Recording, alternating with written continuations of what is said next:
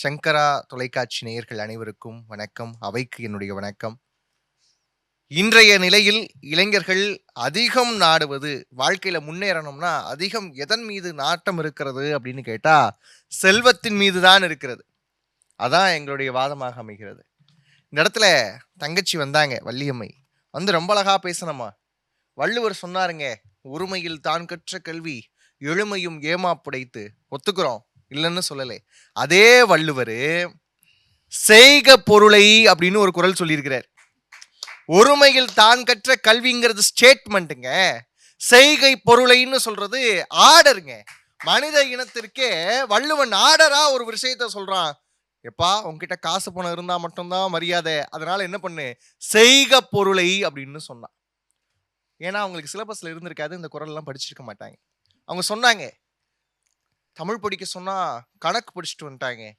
வாழ்க்கை கணக்கு நல்லா படிச்சதுனாலதாம்மா செல்வ அணியில இருக்கிறோம், நீங்க கல்வி அணியில இருக்கீங்க. அதாவது அவங்க புக்க தாண்டி எதையும் படிக்க மாட்டாங்க அப்படிங்கிறீங்க. சிலபஸ்க்குள்ள தான் படிப்பாங்க. அத தாண்டி படிக்க மாட்டாங்க. ஆமா. சரி. உதாரணங்கள்லாம் பார்க்கணுமே. தேடி கண்டுபிடிச்சு அங்க ஒண்ணு, இங்க ஒண்ணு எடுத்துட்டு வராங்க. இந்த இடத்துல யோசிச்சு பாருங்க. இவங்கலாம் பேசுறாங்க, பணம் இருந்தா வாழ்க்கையில நிம்மதி போயிரும். பணம் இருந்தா வாழ்க்கையே நீங்க ரசிச்செல்லாம் வாழ முடியாது. எந்த காலத்துலங்க இருக்கீங்க? பிரிட்டன்ல ஒரு ஆய்வு நடத்தியிருக்கிறாங்க. நேயர்களே நல்லா கவனிச்சுக்கோங்க. உலகில் யார் சந்தோஷமா இருக்கிறான்னு கேட்டா, நல்ல பணத்தை சேர்த்து வச்சிருக்கிறவன் தான் சந்தோஷமா இருக்கிறான் அப்படின்னு சொல்லி ஆராய்ச்சியினுடைய முடிவாகவே சொல்லியிருக்கிறாங்க. அதெல்லாம் இவங்க படிக்க மாட்டாங்க. ஏன்னா அதெல்லாம் ஹைலைட் பண்ண மாட்டாங்க. காரணம் கல்விங்கிற அணியில இருக்கிறதுனால. அதுக்கப்புறம் பாருங்க, இந்த செல்வம் எதுக்கெல்லாம் உதவுது அப்படின்னு பாருங்க. இளைஞர்கள் ஏன் அந்த செல்வத்தை நாடுறாங்க தெரியுமா? அந்த நாட்டம்ங்கிற சொல்லுக்கு விருப்பம்னு ஒரு பொருள் இருக்குங்க. ஏன் விரும்புறாங்க தெரியுமா? தனக்கான அங்கீகாரத்தை இந்த சமுதாயத்தில் வாங்கி கொடுப்பது செல்வமாக இருக்குன்னு நினைக்கிறாங்க.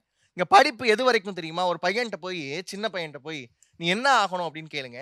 நல்லா படிச்சு டாக்டர் ஆகணும் அப்படின்னு சொல்றதோட நிப்பாட்ட மாட்டான். நல்லா படிச்சு டாக்டர் ஆகி நல்லா சம்பாரிச்சு வீடு கட்டணும், நிலம் வாங்கணும், கார் வாங்கணும். இந்த இடத்துல படிப்புங்கிறது முதல் புள்ளியாக மட்டும்தான் இருக்கு. அதுக்கப்புறம் வரக்கூடிய தொடக்க புள்ளிகள் எல்லாம் செல்வத்தை சார்ந்துதான் இருக்கும். அந்த இடத்துல யோசிங்க. திரு என்றால் செல்வம் இல்லையா?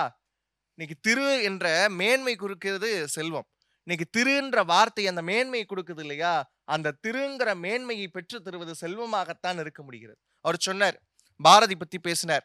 பாரதி அவருடைய அந்த நதியினுடைய ஈரம் அப்படிலாம் கூட பேசினார்ல. யோசிச்சு பாருங்க, அச்சமில்லை அச்சமில்லைன்னு பாடின பாரதிய சீட்டுக்கவி எழுத வச்சது எது? வறுமை.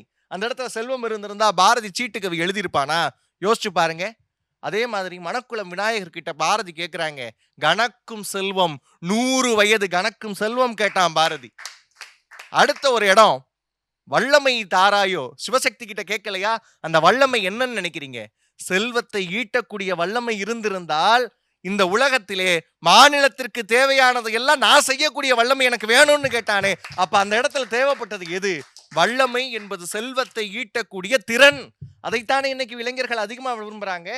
யோசிச்சு பாருங்க. முன்ன மாதிரிலாம் கிடையாது. 8 மணி நேரம் ஒர்க் பண்ணணும்லாம் அவசியம் கிடையாது. நான் ஃப்ரீலான்சரா இருந்தா போதும், நல்லா சம்பாதிக்கலாம். இந்த டைம் பவுண்டுக்குலாம் நான் சிக்கணும்னு அவசியம் இல்லை. இவங்க கல்வி என்பது வேலை வாய்ப்பு இதெல்லாம் பொறுத்துறாங்கல்ல. ஸ்கில் இருந்தா போதும், நல்லா சம்பாதிக்கலாங்கிற விஷயத்துல இன்னைக்கு இளைஞர்கள் ரொம்ப அழகா அடுத்தடுத்த கட்டத்தை நோக்கி நகர்ந்து போய்கிட்டே இருக்கிறாங்க. அது அவங்களுக்கு யாருக்குமே புரியல. அடுத்த விஷயம் யோசிச்சு பாருங்க. இன்றைய இளைஞனுக்கு எது தெரியுமா உண்மையான மகிழ்ச்சியை கொடுக்குது? ஐ லவ் யூ அப்படின்னு காதலி அனுப்பக்கூடிய மெசேஜ் கிடையாதுங்க. 5ஆம் தேதி யுவர் சேலரி ஹாஸ் பின் கிரெடிட்டர்னு ஒரு மெசேஜ் வரும் பாருங்க. அந்த மெசேஜுக்கு தான் இன்றைய இளைஞர்கள் காத்துக்கிட்டே இருக்கிறான். ஏன் அப்படின்னு கேட்டா, 28ஆம் தேதியில இருந்து அவன் படுற பாடு அவனுக்கு தான் தெரியும். கையில காசு இருக்காது. மாசத்துல 5 நாள் ரொம்ப பணக்காரனா இருக்கிறது நம்மால் தான். அடுத்த 5 நாள் மிடில் கிளாஸ் ஆயிருவான்.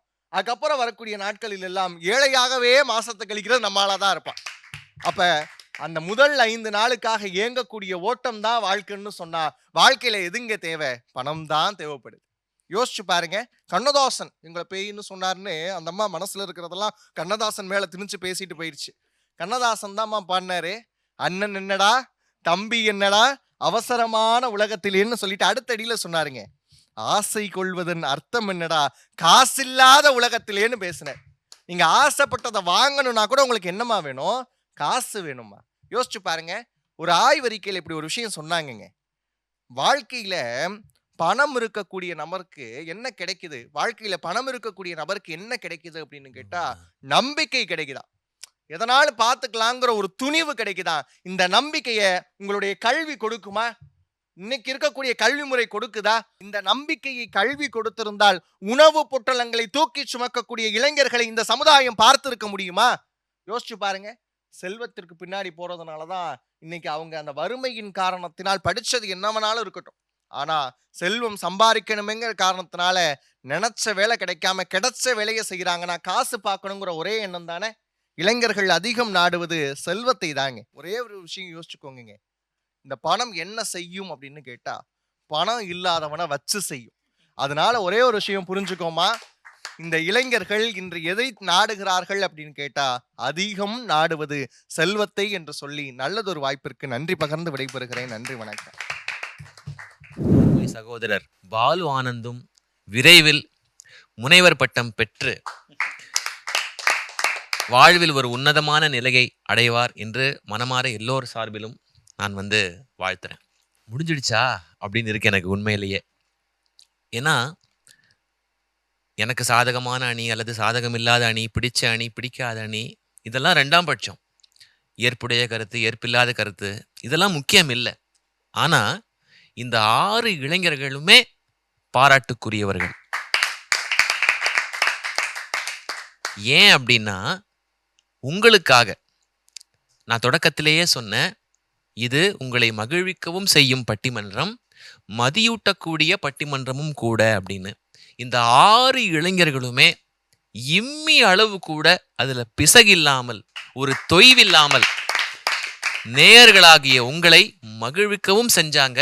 அதே சமயத்துல உங்களுக்கு நிறைய அறிவுறுத்தல்களையும் நிறைய தகவல்களையும் வாரி வாரி தந்தாங்க.